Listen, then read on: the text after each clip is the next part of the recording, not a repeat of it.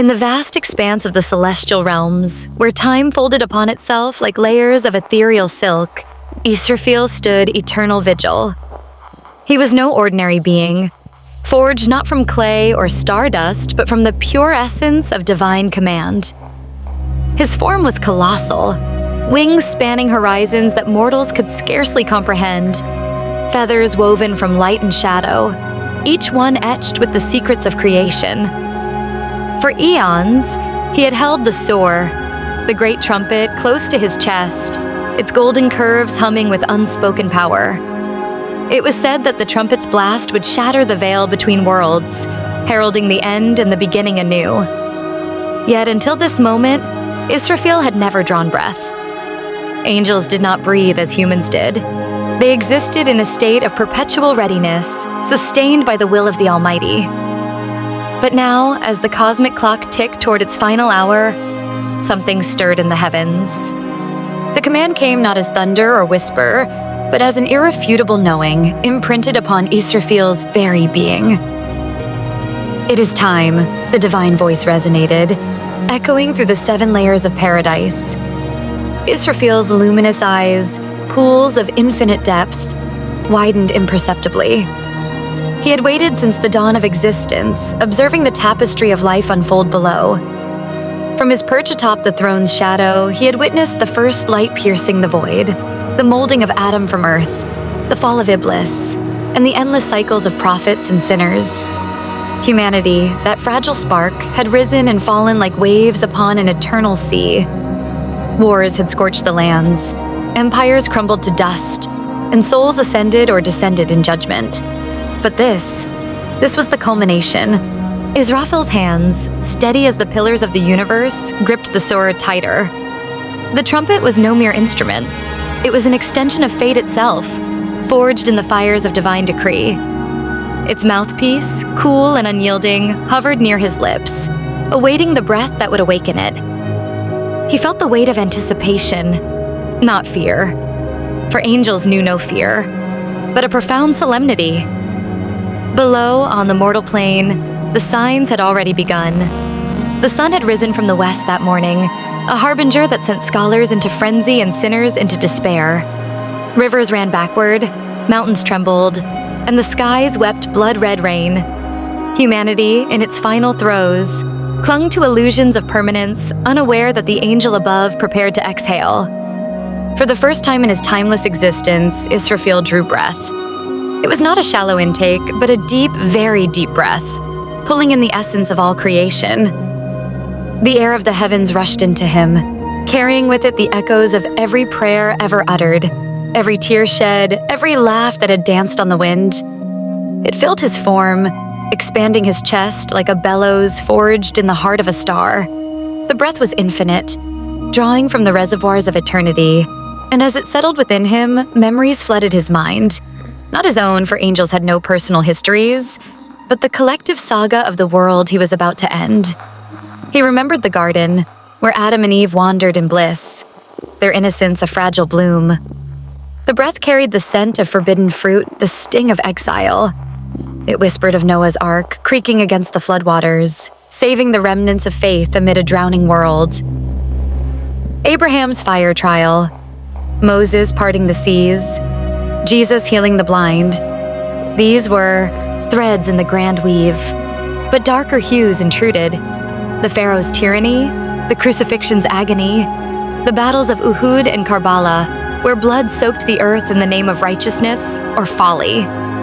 Israfil's breath deepened further, absorbing the industrial age's smoke, the world war's carnage, the atomic flashes that scarred Hiroshima and Nagasaki. In this inhalation, he tasted the bitterness of genocides, the sweetness of revolutions, the neutrality of everyday lives, births in quiet villages, deaths in bustling cities. As the breath reached its zenith, Israfil pressed his lips to the sore. The contact was electric, a seal of destiny. His lips, formed of celestial fire, molded perfectly to the mouthpiece, as if they had been crafted for this singular purpose. No hesitation marred the moment. Divine will guided him. The heavens held their collective breath, the other archangels, Gabriel with his messages, Michael with his sword, Azrael with his scroll, watching in silent reverence. Below, the world teetered on the brink. The first blast erupted from the sewer like the birth cry of a new universe. It was not sound as mortals knew it, but a vibration that rippled through every atom, every soul. The earth convulsed, skies splitting open to reveal glimpses of the beyond. Mountains crumbled into dust, oceans boiled and receded. Cities vanished in whirlwinds of debris. Humanity, in its billions, felt the nafka al-faza, the blast of terror. Hearts stopped mid-beat, eyes widened in final realization. The rich in their towers, the poor in their hovels, the faithful and the faithless, all perished in an instant. No pain lingered. It was merciful oblivion, a pause in the symphony of existence. But the story did not end there. Israfil, his breath expended, withdrew the sewer momentarily, his form glowing with the aftershocks of power. The heavens reordered themselves, stars realigning in patterns unseen since creation. In the void left by the first blast, souls hovered, disembodied and awaiting. 40 years passed in earthly time, or was it an eternity? Time had fractured, bending to divine whim. During this interlude, the remnants of the world decayed, buildings overgrown with vines that sprouted overnight, animals roaming unchecked, the sun dimming to a perpetual twilight. Israfil reflected on the purpose of it all. Why create, only to destroy? But such questions were beneath him. He was the instrument, not the composer. Yet in his divine consciousness, he understood the mercy and judgment, the chance for purification, for eternal reward or reckoning. He had seen the prophets' pleas for their people, Muhammad's intercession on the day of Arafat. Now, as the second command stirred, Israfil prepared once more. He took another deep, very deep breath, this one infused with resurrection's promise. It drew in the scattered essences, the dust of bones long buried, the ashes of the cremated, the drowned in forgotten seas. Pressing his lips again to the sewer, he unleashed the nafka al-ba'th, the blast of revival. The sound was different now. Not terror, but awakening. Graves split open, bodies reforming from nothingness, perfect, unscarred, as they were in youth's prime. Souls reunited with flesh, eyes blinking in confusion and awe. The resurrected emerged into a transformed world. The earth was flat as a plain, no mountains or valleys to divide. The sun blazed white-hot, yet did not burn. It illuminated truths hidden in life. Billions stood shoulder to shoulder, naked as the day they were born. No distinctions of race or wealth. Kings trembled beside slaves, scholars debated no more, for knowledge was laid bare. Among them was Aisha, a young woman from a forgotten era. In life, she had been a healer in a war-torn village, tending wounds with herbs and prayers. Death had come swiftly in a bombing raid, her last thought a plea for peace. Now, resurrected, she gazed at the multitude, heart pounding with a mix of fear and wonder. Beside her stood Khalid, a soldier who had fired the fatal shell, his face etched with regret. The day of judgment stripped veils. Intentions were visible as auras. Khalid's flickered with remorse. Aisha's glowed with compassion. Israfil watched from above, the sewer now silent at his side.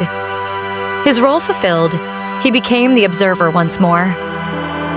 The Almighty's throne descended, veiled in clouds of glory, and the reckoning began.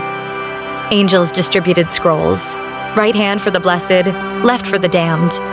Deeds were weighed on scales of light, prayers tipping one way, sins the other. In the throng, stories unfolded like petals in bloom. There was the philanthropist whose charity masked greed, his scale plummeting. The humble farmer whose quiet faith outweighed mountains. Lovers reunited only to be separated by verdicts. Children, innocent, skipped toward paradise without trial. The prophets stood as witnesses. Moses with his staff, Jesus with his miracles, Muhammad with the Quran's verses, but not all. Judgment. There were moments of grace. Intercessions flowed.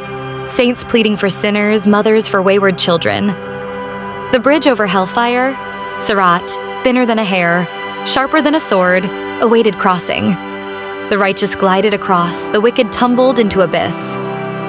Israfil's breath had set this in motion, but the narrative wove deeper. Flashbacks intruded. In ancient Egypt, a pharaoh defied Moses, his heart hardened by pride. Resurrected, he faced the scales, pyramids of gold meaning nothing. In medieval Europe, a knight crusaded in God's name, only to learn his zeal was misplaced. In modern times, a scientist unlocked Adam's secrets, unleashing destruction. Now, his intellect bowed before divine wisdom.